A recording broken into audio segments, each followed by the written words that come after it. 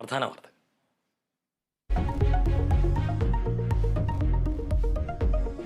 അയോധ്യ രാമക്ഷേത്രത്തിൽ വിഗ്രഹം പ്രതിഷ്ഠിച്ചു. ചടങ്ങിൽ നേതൃത്വം വഹിച്ച പ്രധാനമന്ത്രി.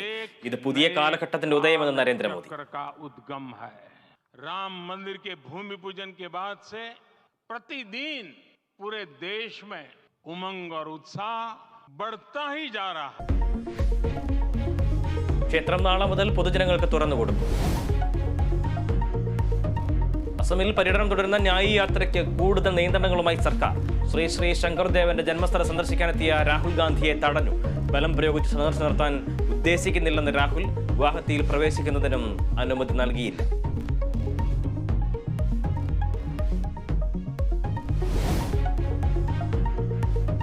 കോൺഗ്രസിന് മുന്നറിയിപ്പുമായി INTUC. വോട്ട് ബാങ്കുകളെ തിരിച്ചറിയാൻ കോൺഗ്രസിന് കഴിയണം. തൊഴിലാളി കുടുംബങ്ങളെ ചേർത്ത് നിർത്തിയില്ലെങ്കിൽ തിരിച്ചടി ഉറപ്പ്. തെരഞ്ഞെടുപ്പിൽ INTUCയെ പരിഗണിക്കണമെന്നും ആവശ്യം.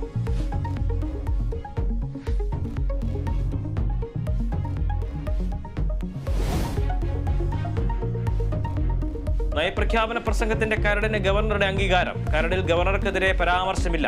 ഫയൽ രാജ്ഭവൻ സർക്കാരിന് കൈമാറും. നിയമസഭാ സമ്മേളനം ആരംഭിക്കുന്നത് ഈ മാസം 25-ന്.